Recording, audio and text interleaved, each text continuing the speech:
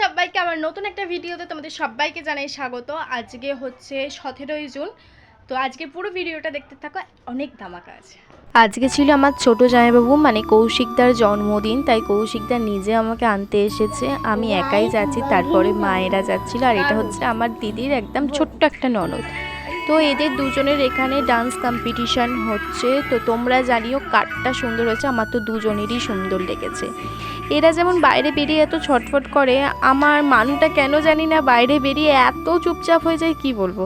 আর এদিকে মিঠা নতুন মাসিমণিদের সঙ্গে কি সুন্দর অ্যাডজাস্ট করছে দেখো।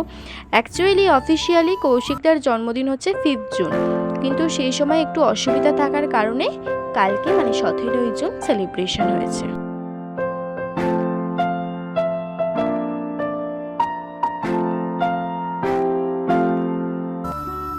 তারপরে ছদ্দিদির সাথে কৌশিকদা ঠিক এরকম করলো।